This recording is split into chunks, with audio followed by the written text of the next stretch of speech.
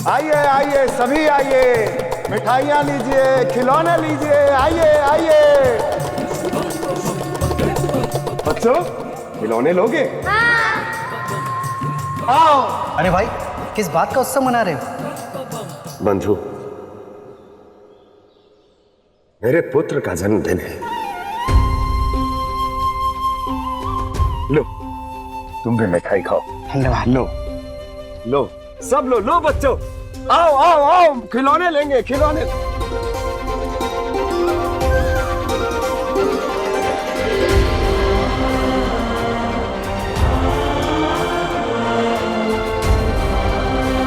कौन लेगा ये?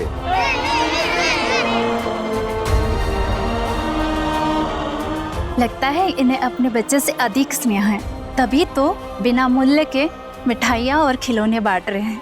सत्य कहा आपने, मुझे भी ऐसा ही प्रतीत होता है।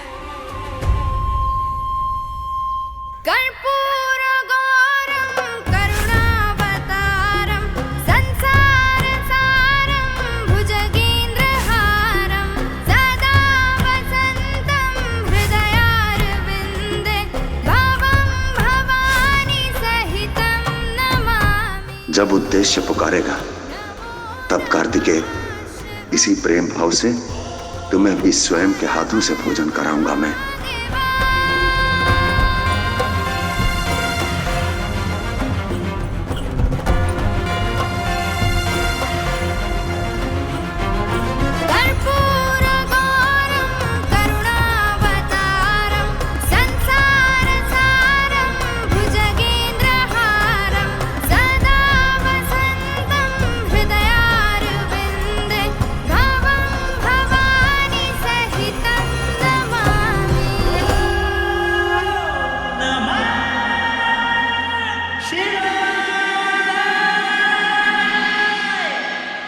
नारायण नारायण।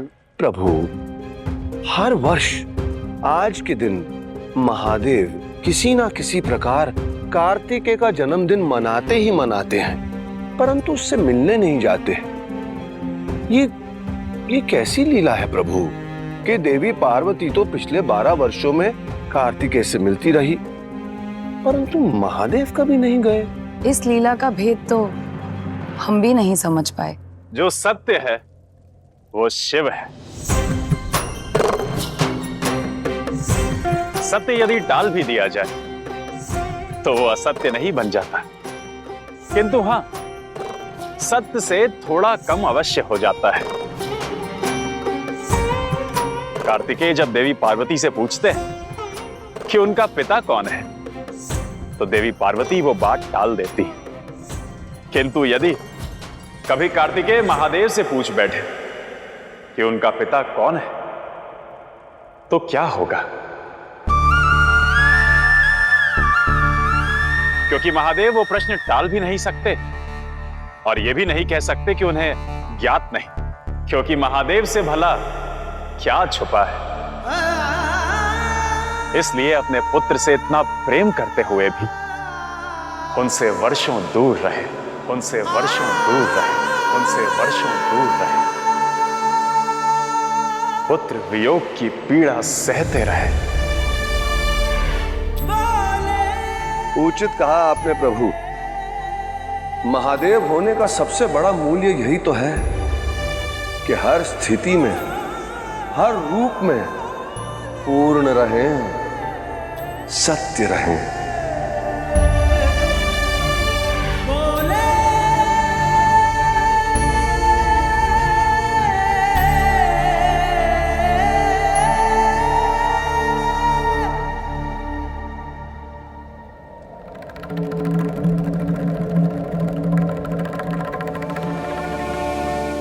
प्रणाम महादेव।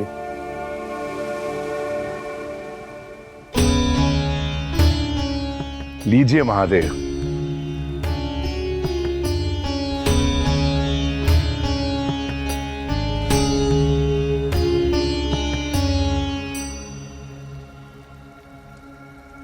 रुकिए महादेव।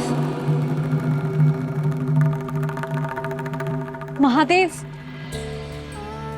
प्रणाम माता।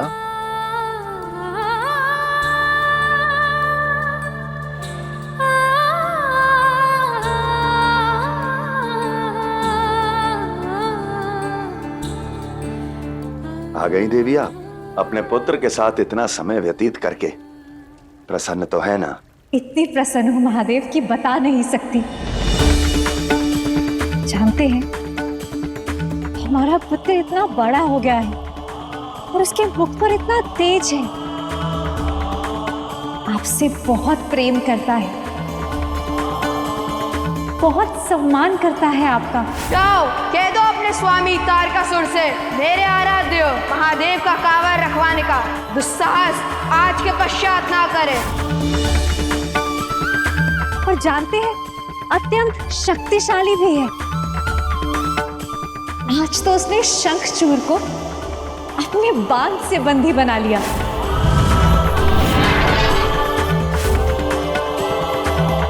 सच महादेव, इतने गर्व की अनुभूति मुझे कभी नहीं हुई। देवी, ये आप मेरे आराध्य मेरे महादेव को दे देंगी ना? आपके पुत्र ने अपने जन्मदिन के अवसर पर आपके लिए बहुत प्रेम और सम्मान के साथ ये उपहार भेजा है। आज आप भोजन में इसे ही ग्रहण कीजिए।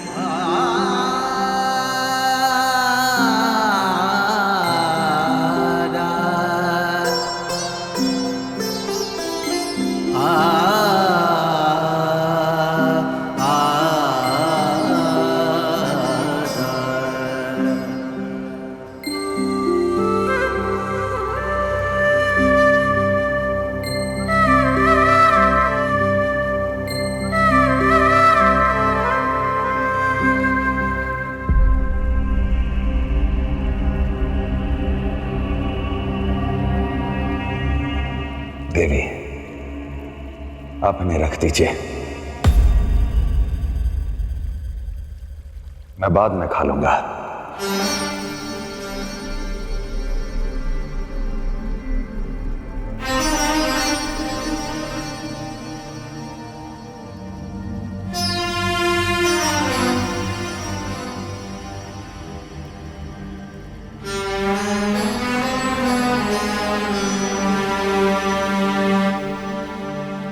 महादेव,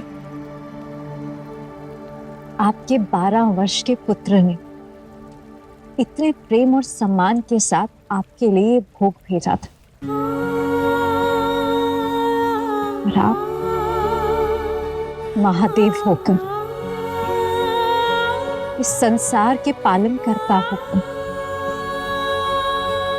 सबके मन की व्यथा को समझने वाले होकर उसका अपमान कर रहे हैं।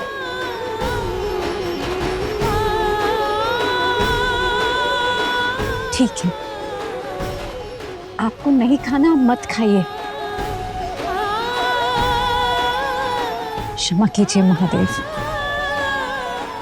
लगता है अपना कर्तव्य निभाते निभाते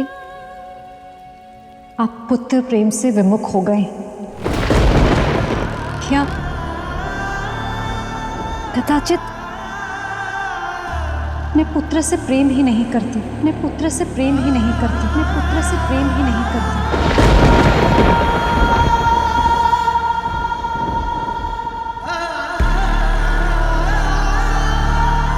मैं इसे ले जाती हूँ।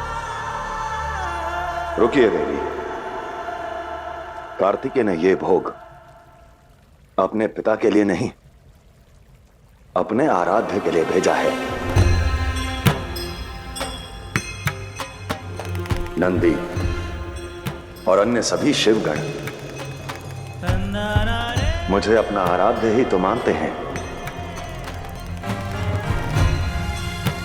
कार्तिकेय के जन्म से पूर्व कई वर्षों से वो मेरी आराधना करते आए हैं।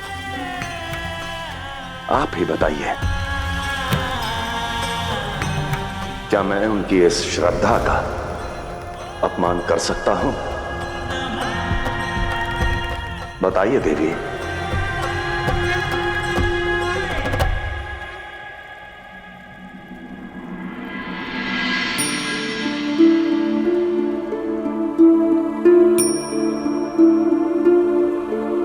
क्षमा कीजिए महादेव,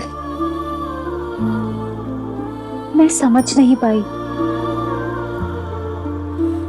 क्या करूं? माँ हो ना, ममता की दृष्टि से केवल आपके संबंध को देख पाए, आपके कर्तव्य और श्रद्धा की डोर को नहीं। क्षमा कर दीजिए महादेव। देवी, मुझे कार्तिकेय की श्रद्धा से चिंता हो रही है। जिस क्षण कार्तिकेय को यह ज्ञात होगा कि उसके आराध्य ही उसके पिता हैं, कहीं वो मुझसे आराध्य जैसा प्रेम भी करना बंद ना कर दे। और शिव को यदि कोई भय है तो केवल एक कि कहीं उसके भक्त उससे विमुख ना हो जाएं, उससे प्रेम करना बंद ना कर दें। और शिव को चाहिए भी तो क्या, केवल अपने भक्तों का प्रेम, अपने भक्तों का प्रेम, अपने भक्तों का प्रेम, और कुछ नहीं।